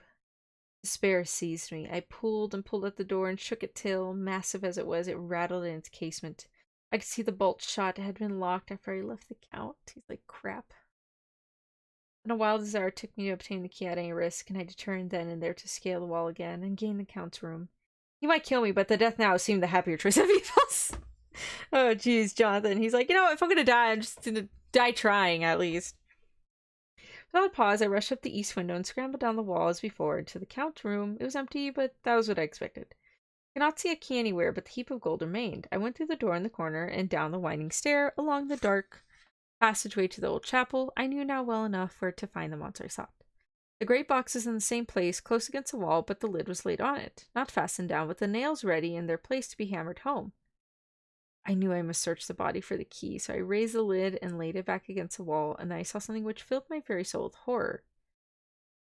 There lay the Count, but looking as if his youth had been half renewed, for the white hair and mustache were changed to dark iron gray, and the cheeks were fuller, and the white skin seemed ruby red underneath. The mouth was redder than ever, for on the lips were gouts of fresh blood, which trickled from the corners of the mouth and ran over the chin and neck. Even the deep burning eyes seemed set among swollen flesh, for the lids and pouches underneath were bloated. It seemed as if the whole awful creature was simply gorged with blood. He lay like a filthy leech, exhausted with his repletion. I shuddered as I bent over to touch him, and every sense in me revolted at the contact, but I had to search, or I was lost. The coming night might see my own body at a banquet in a similar way to those horrid three. I felt all over the body, but no sign could I find of the key. When I stopped and looked at the Count, there was a mocking smile on the bloated face, which seemed to drive me mad. He's like, you son of a... This was the being I was helping to transfer to London, where, perhaps for centuries to come, he might, amongst his teeming millions, satiate his lust for blood and create a new and ever-widening circle of demi-humans to batten on the helpless. Jack the Ripper, Jack the Ripper.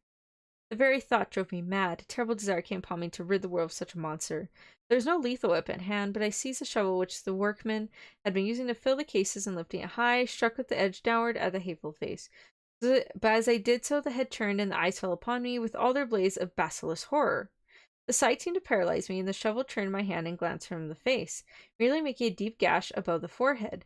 The shovel fell from my hand across the box as I pulled it away, and the flange of the blade caught the edge of the lid, which fell over again and hid the horrid thing from my sight. The last glimpse I had was of the bloated face, blood-stained, and fixed with a grin of malice, which would have held its own on the nethermost hell. I thought and thought what should be my next move, but my brain seemed on fire, and I waited, the despairing feeling growing over me. As I waited, I heard in the distance a gypsy song sung by merry voices, coming closer, and through their song the rolling of heavy wheels and the cracking of whips. Zagny and the Slovaks of whom the Count had spoken were coming. With that last look around at the box which contained the vile body, I ran from the place and gained the Count's room, determined to rush out the moment the door would be opened. With strained ears I listened, heard down to the grinding of the key in the great lock and the falling back of the heavy door. Those had been some of the means of entry if someone had a key from one of the locked doors. Then there came the sound of many feet trampling and dying away in some passage which sent up a clanging echo. I turned and ran down again towards the vault where I might find the new entrance, but at the moment there seemed to come a violent puff of wind, and the door to the winding staircase blew to with a shock that set the dust and the lintels flying. When I ran to push it open, I found that it was hopelessly fast. I was again a prisoner, and the net of doom was closing around me more closely. As I write, there is in the passage below a sound of many traveling feet and the crash of weights being set down heavily, doubtless the boxes and their freight of earth. There was a sound of hammerings and the door being nailed down. Now I can hear the heavy feet trampling again along the hall, with many other idle feet coming behind them. The door is shut, and the chains rattle, and there's a grinding of key in the lock. I can hear the key withdrawn, then another door opens and shuts. I hear the creaking of lock and bolt. Hark! In the corridor and down the rocky way, the roll of heavy wheels and the crack of whips and the chorus of Zagny as they pass in the distance.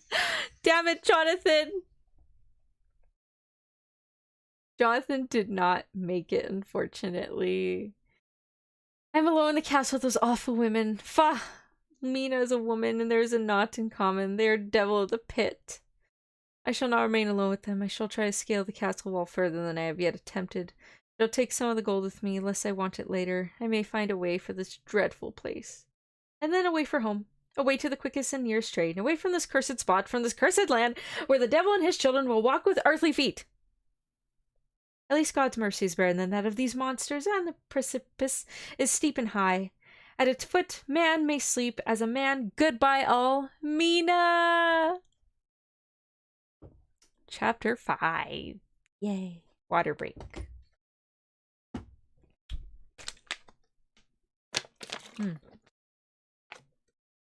Oh gosh. Okay.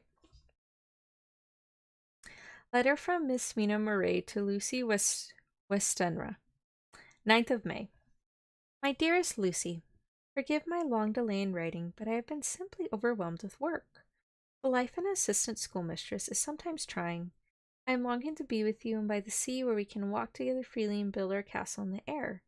I have been working very hard lately because I want to keep up with Jonathan's studies, and I have been practicing shorthand very assiduously. When we are married, I shall be able to be useful to Jonathan, and if I can stenograph well enough, I can take down what he wants to say in this way and write it out for him on the typewriter, at which I am also practicing very hard. He and I sometimes write letters in shorthand, and he is keeping a stenographed journal of his travels abroad. When I am with you, I shall keep a diary in the same way. I don't mean one of those 2 pages to the week with Sunday squeeze and a corner diaries. I like the way she described that. But a sort of journal which I can write in whenever I feel inclined. I do not suppose there will be much of an interest to other people, but it is not intended for them. I may show it to Jonathan some day if there is in it anything worth sharing, but it is really an exercise book. I shall try to do what I see lady journalists do, interviewing and writing descriptions and trying to remember conversations. I am told that with little practice one can remember all that goes on or that one hears said during a day. However, we shall see. I shall tell you all my little plans when we meet. I have just had a few hurried lines from Jonathan from Transylvania. He is one who will be returning in about a week. I am longing to hear all his news. It must be so nice to see strange countries. I wonder if Jonathan and I, shall ever see them together. There's a 10 o'clock bell ringing. Goodbye, your loving Mina. Tell me all the news when you write. You have not told me anything for a long time. I hear rumors, especially of a tall, handsome, curly-haired man. What? What? Huh? Letter Lucy Westenra to Mina Murray. 17 Chatham Street, Wednesday. My dearest Mina, I must say you tax me very unfairly with being a bad correspondent. I wrote you twice since we parted, and your last letter was only your second. Besides, I have nothing to tell you. There's really nothing to interest you. Town is very pleasant just now. We go a good deal to picture galleries and for walks and rides in the park. As to the tall curly-haired man, I suppose the one who was with me at the last pop. John has evidently been telling tales. That was Mr. Holmwood. He often comes to see us, and he had Mamma get on very well together. He and Mamma. They had so many things to talk about in common. We met some time ago, a man that would just do for you, if you were not already engaged to Jonathan. He is an excellent party, being handsome, well off, and a good berth. He is a doctor and really clever. Just fancy. He's only 29, and he has an immense lunatic asylum. What? Oh, okay. I was really confused. He's only 29, and he has an immense lunatic asylum all under his own care. Mr. Holmwood introduced him to me, and he called here to see us, and often comes now. I think he is one of the most resolute men I have ever saw, and yet the most calm. He seems absolutely imperturbable. I can fancy that wonderful power he must have over his patients. He has a cursive habit of looking one straight in the face, as if trying to read one's thoughts. He tries this on very much with me, but I flatter myself he has got a tough nut to crack. She's playing hard to get. I know that from my glass. Do you ever try to read your own face? I do, and I can tell you it is not a bad study, and gives you more trouble than you can well fancy if you have never tried it. He says I afford him a curious psychological study, and I humbly think I do. I do not, as you know, take sufficient interest in dress to be able to describe the new fashions. Dress is a bore. There's a slang again, but never mind. That's a slang again. Arthur says that every day. There, it is all out, Mina. Mina, we have all told our secrets to each other since we were children. We have slept together and eaten together and laughed and cried together, and now, though I have spoken, I would like to speak more. Oh, Mina, couldn't you guess? I love him. I'm blushing as I write, for although I think he loves me, he has not told me in so in words. But oh, Mina, I love him, I love him, I love him! There, that does me good. I wish I were with you, dear, sitting by the fire undressing as we used to sit, and I would try to tell you what I feel. I do not know how I was writing this even to you. I'm afraid to stop, or I should tear up the letter. And I don't want to stop, for I do so want to tell you all. Let me hear from you at once and tell me all that you think about it. Mina, I must stop. Good night. Bless me in your prayers, and Mina, pray for my happiness. Lucy. Yes. I need not tell you this in secret. Good night. L. Okay. I gotta adjust my headphones. Okay. Ooh. Falling off my face a little. Yeah. Letter. Lucy to Mina. 24th of May. My dearest Mina, thanks and thanks again for your sweet letter. It was so nice to be able to tell you and have your sympathy. My dear, it never rains but it pours. How true the old proverbs here are. Here I am, who will be 20 in September, yet I never had a proposal till today. Not a real proposal. And today I have had 3. Just fancy. 3 proposals in one day. Isn't it awful? I feel sorry, really and truly sorry for 2 of the poor fellows. Oh, Mina, I'm so happy that I don't know what to do with myself. And 3 proposals! But for goodness sakes, don't tell any of the girls, or they would be getting all sorts of extravagant ideas and imagining themselves injured inside if in their very first day at home they did not get 6 at least. Some girls are so vain. You and I, Mina dear, who are engaged and are going to settle down soon soberly into old married women, can despise vanity. Oh, I must tell you about the 3, but you must keep it a secret, dear, from everyone except, of course, Jonathan. You'll tell him because I would, if I were in your place, certainly tell Arthur. A woman ought to tell her husband everything, don't you think so, dear? And I must be fair. Men, like women, certainly their wives, to be quite as fair as they are, and the women, I am afraid, are not always quite as fair as they should be. Oh, my dear, number 1 came just before lunch. I told you of him, Dr. John Seward, the lunatic asylum man, and with strong jaw and the good forehead. He was very cool outward, but was nervous all the same. He had evidently been schooling himself as to all sorts of little things, and remembered them, but he almost managed to sit down on his silk hat, which men don't generally do when they are cool, and when he wanted to appear at ease, he kept playing with a lancet, in a way that made me nearly scream. He spoke to me, Mina, very straightforwardly. He how dear I was to him, though he had known me so little, and that his life would be with me to help and cheer him. He was going to tell me how unhappy he would be if I did not care for him. But when he saw me cry, he said that he was a brute and would not add to my present trouble. Good job. Just kidding. When he broke off and asked if I would love him in time, when I shook my head, his hands trembled, and then, with some hesitation, he asked me if I cared already for anyone else. He put it very nicely, saying that he did not want to wring my confidence from me, but only to know because if a woman's heart was free, a man might have hope. And then, Mina, I felt it a sort of duty to tell him that there was someone. I only told him that much, and then he stood up, and he looked very strong and very grave as he took both my hands in his and said he hoped I would be happy, and that if I ever wanted a friend, I must count on him one of my best. Oh, Mina dear, I can't help crying, and you must excuse this letter, being all blotted. Being proposed to is all very nice and all that sort of thing, but it isn't all a happy thing when you have to see a poor fellow, whom you know loved you honestly, going away and looking all broken-hearted. And to know that, no matter what he may say at the moment, you're passing quite out of life. My dear, I must stop here at present. I feel so miserable, though I am so happy. I like these letters a lot. I like these letters. They're significantly easier to read, and I kind of understand this better than whatever the heck Jonathan was writing. But yeah, that sucks. I'm sorry for the other 2 you rejected, but girl, you gotta be happy. Pick the guy you want. Say yes. Hopefully the marriage works out. If it doesn't, good luck. Anyways, evening. Arthur has just gone, and I feel in better spirits than when I left off, so I can go on telling you about the day. Oh, my dear, number 2 came after lunch. He's such a nice fellow, an American from Texas. Texas. Good old Texas. American from Texas. Texas. Is he a cowboy? I feel like the South gets associated a lot with cowboys, particularly the Southwest. And he looks so young and so fresh that it seems almost impossible he has been to so many places and has had such adventures. I sympathize with poor Desdemona when she had such a stream poured in her ear, even by a black man. I suppose that we women are such cowards that we think a man will save us from fears, and we marry him. I know now what I would do if I were a man and wanted to make a girl love me. No, I don't, for there was Mr. Morris telling us his stories, and Arthur never told any, and yet, my dear, I am somewhat previous. Mr. Quincy P. Morris found me alone. It seems that a man always does find a girl alone. No, he doesn't, for Arthur tried twice to make a chance, and I helping him all I could. I'm not just ashamed to say it now. I must tell you beforehand that Mr. Morris doesn't always speak slang. But as I say, he never does so to strangers or before them, for he is really well educated and has exquisite manners, but he found out that it amused me to hear him talk American slang. Whenever I was present and there was no one to be shocked, he was said such funny things.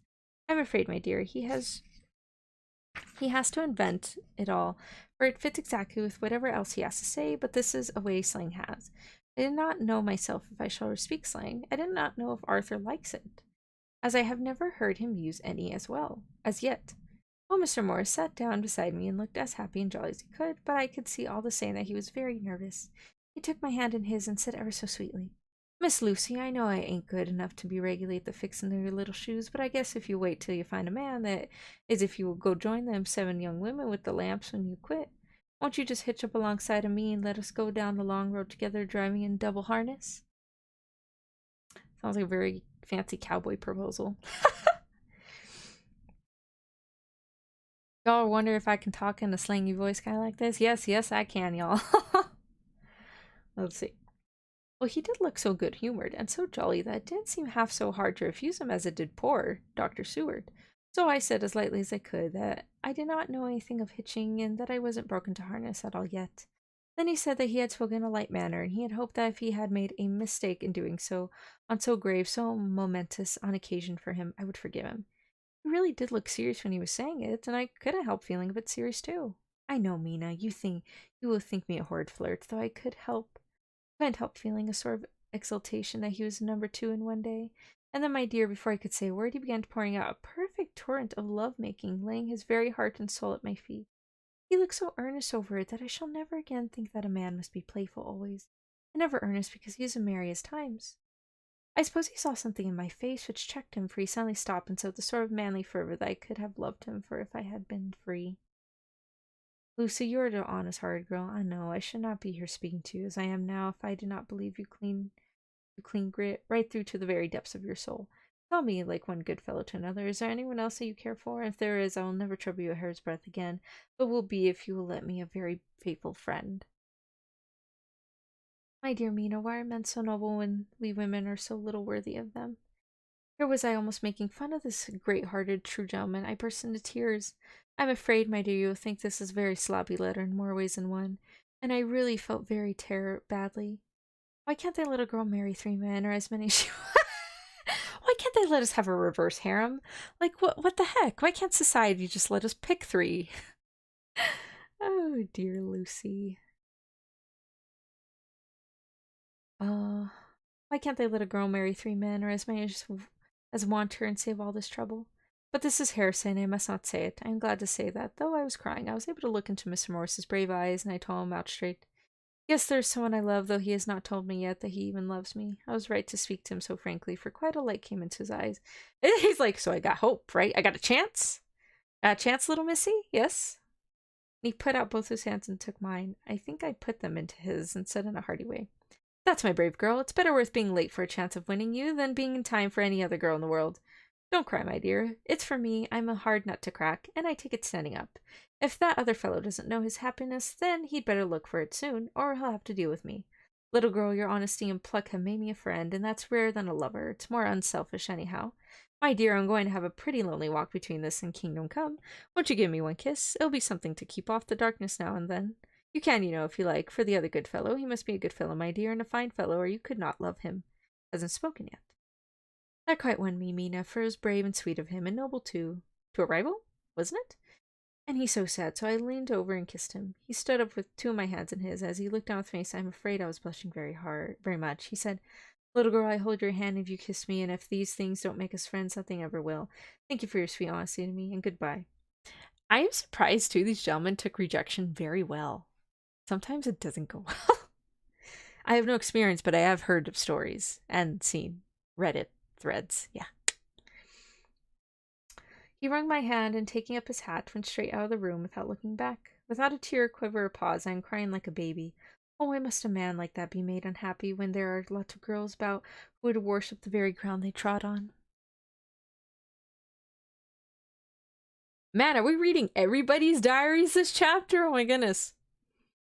I know I would if I were free, only I don't want to be free, my dear. This quite upset me, and I feel I cannot write of happiness just as once. at once after telling you of it. I don't wish to tell of the number 3 until it can all be happy. Ever your loving, Lucy. P.S. Oh, about number 3, I needn't tell you of number 3, need I? Besides, I was also confused. It seemed only a moment from his coming into the room till both his arms were around me and he was kissing me. I was very, very happy, and I don't know what I would have done to deserve it. I must only try it in the future to show that I am not ungrateful for all his goodness to me in sending to me such a lover, such a husband, and such a friend. Goodbye. Okay. We are in Dr. Seward's diary, kept in a phonograph. What's a phonograph? I don't know what a phonograph is. Phonograph. Phonograph? It's phonograph. Ahem. 25th of May. Ebb tide and appetite today. Cannot eat, cannot rest, so diary instead. Since my rebuff of yesterday, I have a sort of empty feeling. Nothing in the world seems of sufficient importance to be worth the doing, as I knew that the only cure for this sort of thing was work. I went down amongst the patients. I picked out one that has afforded me a study of much interest. He is so quaint in his ideas, and so unlike the normal lunatic, that I have determined to understand them as well as I can. Goodness, my voice. Let me get some water.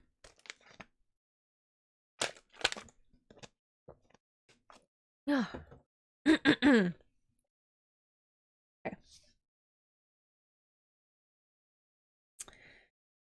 Today I seemed to get nearer than ever before to the heart of his mystery. I questioned more fully than I had ever done, with a view on making myself master of the facts of his hallucinations. And my manner of doing it there was, I now see, something of cruelty. I seemed to wish to keep him on the point of his madness. What the fudge? A thing which I avoid with patience as I would the mouth of hell. Memo. Under what circumstances would I not avoid the pit of hell? Omnia Roma venalia sunt. Is that Latin? I don't know. Hell has its price. Verb sap. If there be anything behind this instinct, it will be valuable to trace it afterwards, accurately. So I had better commence to do so. Therefore, R. M. Renfield, Atet, 59, sanguine, temperament, great physical strength, morbidly excitable, periods of gloom ending in some fixed idea which I cannot make out. I presume that the sanguine temperament itself and the disturbing influence end in a mentally accomplished finish. Possibly dangerous man, probably dangerous if unselfish. In selfish men, caution is as secure an armor for their foes as for themselves. What I think of on this point is, when self is the fixed point, the centripetal force is balanced in this central frugal. When duty, a cause, etc., is the fixed point, the latter force and paramount, and only accident or a series of accidents can balance it. What? What was that? That made no sense to me. Okay. We shall continue. Oh, okay. Ooh. Ooh, the cowboy wrote to Arthur. It says letter. Quincy P. Morris to H-O-N. On. Arthur Homeland. He wrote a letter. 25th of May. My dear Art. We've told yarns by the campfire in the prairies and addressed one another's wounds after trying a landing at the Marquesas, and drunk healths on the shore of Titicaca, it says. There are more yarns to be told, and other wounds to be healed, and another health to be drunk. Won't you let this be at my campfire tomorrow night? I have no hesitation in asking you, as I know a certain lady is engaged to a certain dinner party, and that you are free. He's like, I know you're not with your sweetheart, so meet me at the campfire tonight. There will only be one other, our good old pal, at the Korea, Jack Seward. He's coming too, and we both want to mingle our weeps over the wine cup and to drink a health with all of our hearts to the happiest man in all the wide world, who has won the noble heart that God has made and the best worth winning. We promise you a hearty welcome and a loving greeting, and a health as true as your own right hand. We shall both swear to leave you at home if you drink too deep to a certain pair of eyes. Come! Yours and ever and always, Quincy P. Morris. Okay, so they were all friends, and they all fell in love with her, but only she liked one of them. This is really short. I guess you had to keep telegrams really short, huh? Telegram from Arthur Homeland to Quincy P. Morris. Count me in every time. I bear messages which will make both your ears tingle. Is he just gonna tell him? I'm pretty sure they already know that she likes Arthur and that he already proposed to her. Oh man. Okay, so we're at 6. How long is oh it's not that long. Okay, I'll read chapter 6 and then after that we shall end it for today. Okay. Mina Murray's journal. 24th of July, Whitby. Lucy met me at the station, looking sweeter and lovelier than ever, and we drove up to the house at the Crescent in which they have rooms. This is a lovely place. The little river, the Esk, runs through a deep valley, which broadens out as it comes near the harbor. A great viaduct,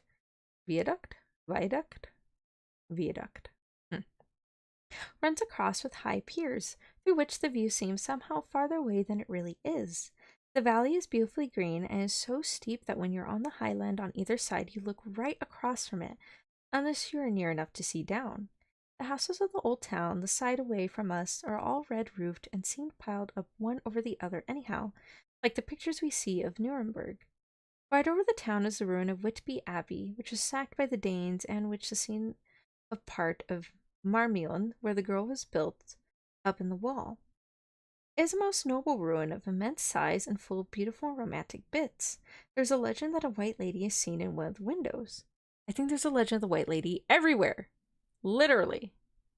Like, there's even, like, several white ladies in where I live. I mean, just a general area. It's like the white lady at this motel, school, building, church, restaurants, you know, like different ones.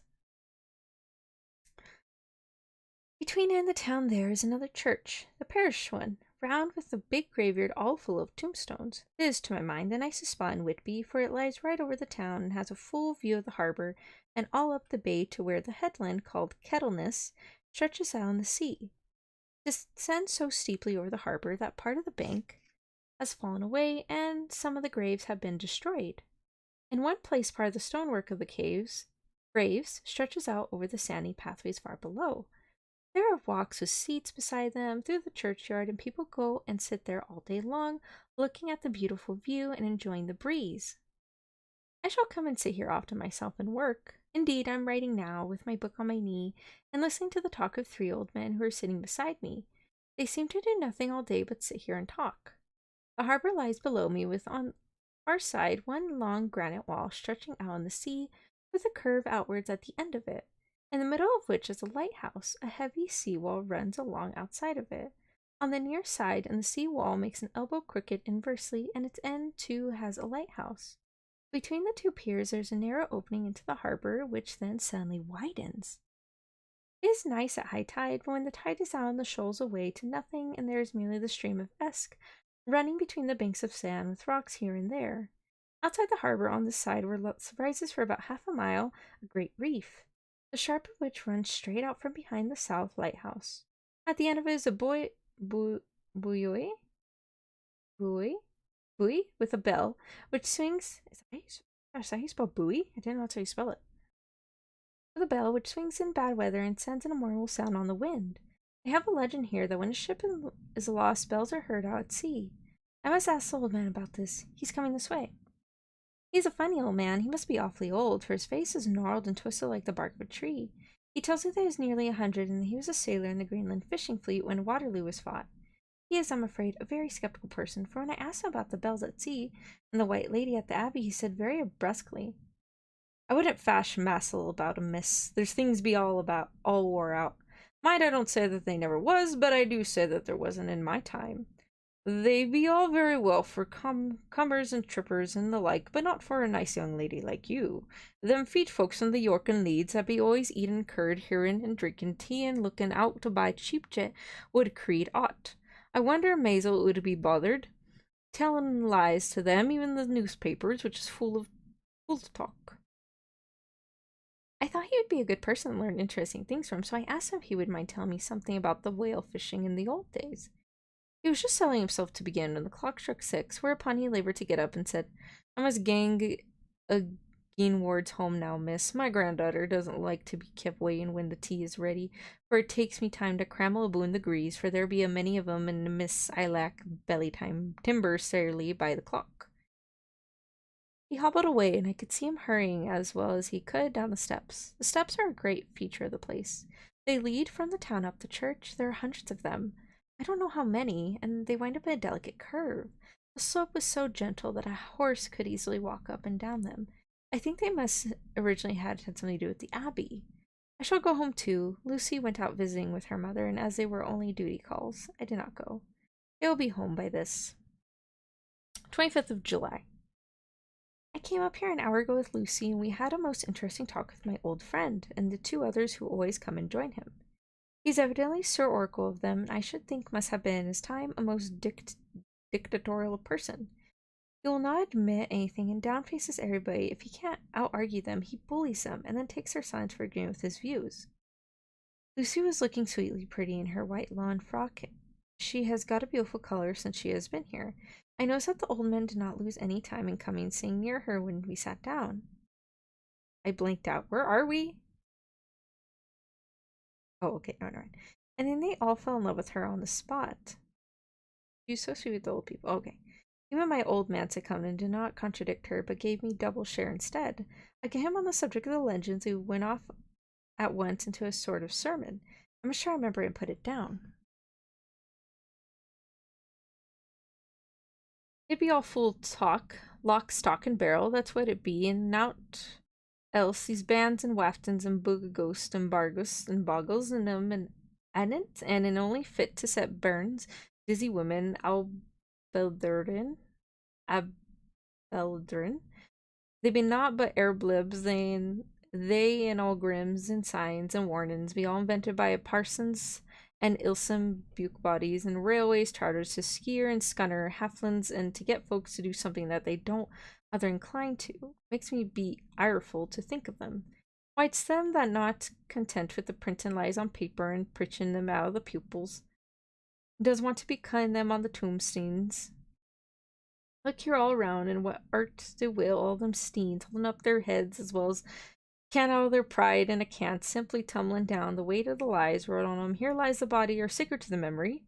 Wrote on all of them, and yet in high half of them weren't he been to no bodies at all, and the memories of them being cared and pinched and snuff, and much less sacred. Lies all of them, nothing but lies of one of the kind and another. My gog, but it all be square scoundrements in the day of judgment.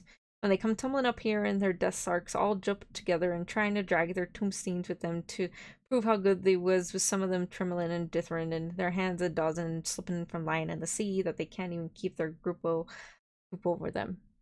What? That was even more confusing than Jonathan's writing. I could see with the old fellow's self-satisfied air and the way in which he looked round for the approval of his cronies that he was showing off, so I put in a word to keep him going. Oh, Mr. Swales, you can't be serious. Surely these tombstones are not all wrong. Yablins, there may be a poorish few not wrong savin', where they make out the people too good.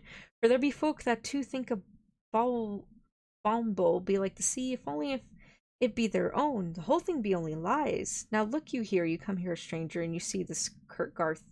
I nod, for I thought if I better to assent, though I did not quite understand his dialect. And neither do I, Mina, neither do I. I knew it had something to do with the church, he went on. And you constate all these steens to be a boon folk that be happen here, snod and snog. I assented again. Then what that may be just where the lies come in. Why, there be scores of these laybids that be tome as old Duncan Bucks on Friday night. You know, Joanne's come in and they all laughed. And my gog, could they be otherwise? Look at the one, the Affit, Abifit, and the Bierbunk. Read it. He went over and read. Edward Spettlelog, master mariner, murdered by pirate off the coast of Andros, April 1854, 30. When I came back to Mr. Wales went on. Who brought him home, I wonder, to have him here, murdered off the coast of Andros? Ah, you can't say it is body, Leander. Why, I can name you a dozen whose bones lie in the Greenland seas above. He pointed northwards. Oh, she read that. I thought he read that. My bad. His bones lie in the point northward, where the currents have drifted them, there be the steens around ye. Ye can, with your young eyes, read the small print of the lies from here. The Braithwaite Lowry, I knew his father lost in the lively of the Greenland in the 20, or Andrew Woodhouse, drowned in the same seas in 1777, or John Paxton, drowned off Cape Farewell a year later, or old John Rawlings, whose grandfather sailed with me, drowned in the Gulf of Finland in 50. Do you think that all these men have to make a rush to Whitby when the trumpet sound? I have me antherums aboot, I tell you ye that when they got here, they'd be drumming and jostling one another that way that it would be like a fight up on the ice in the old days, when they'd be at one another from the daylight to dark and trying to tie up our cuts by the light of the aurora borealis. This is evident local pleasantry, for the old man cackled over and his cronies joined in with gusto. Jesus. But, I said, really you're not quite correct, for you start on the assumption that all the poor people or their souls will have to take their tombstones with them on the day of judgment. Do you think that would be really necessary? Well, what else would there be tombstones for? Answer me that, missy. To please their relatives, I suppose. To please their relatives, you suppose? He said with intense scorn. How will it pleasure their relatives to know that lies is wrote over them, and that everybody in the place knows that they be lies? He pointed to some 4 foot which had been laid down as a slab, which the seat was rested close to the edge of the cliff. Read the lies on the thrustin, he said. Theirs were upside down to me from where I sat, but Lucy was more opposite to them, so she leaned to her and read. Sacred to the memory of George Cannon, who died in the hope of glorious resurrection on July 29, 1873, falling from the rocks at Kettleness. His tomb was erected by his sorrowing mother to her dearly beloved son. He was the only son of his mother, and she was a widow. Really, Mr. Swells, I don't see anything very funny in that. She spoke her hum very gravely and somewhat severely. You don't see it funny? Ha ha! That's because you don't gone the sorrowing mother was a hellcat that hated him because he was awkward. A regular lavatory it was, and he hated her so that he committed suicide in order that she might get an insurance she put on his life. He blew nigh the top of his head off with the old musket that they had for scaring the crows with. Fit for the crows then, for it brought the clegs and the dopes to him, that's why he fell off the rocks. And as to hopes of a glorious resurrection, I've often heard him say mazel that he hoped he'd go to hell, for his mother was so pious that she'd be sure to go to the heaven, and he didn't want to addle there where she was. Now isn't that seen, at any rate? He hammered it with his stick as he spoke. A pack of lies, and won't it make Gabriel keckle when the Geordie comes panting up the grease at the tombstone, bouncing on his hump and asking it to be took as evidence? I don't know what to say, but Lucy turned the conversation as she did, rising up. Oh, why didn't you tell us of this? It's my favorite seat, and I cannot leave it, and now I find it must go sitting over the grave of suicide. That won't harm ye, my pretty. And it make poor Geordie gladsome to have to trim a last sin on his lap.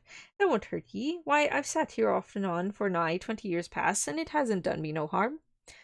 Don't ye fash about them as lies under ye, or that doesn't lie there either. It'll be time for ye to be getting scart when you see the tombstones all run away with the place of bare as a stubborn field. There's a clock, and I must go gang my service to ye, ladies. And off he hobbled.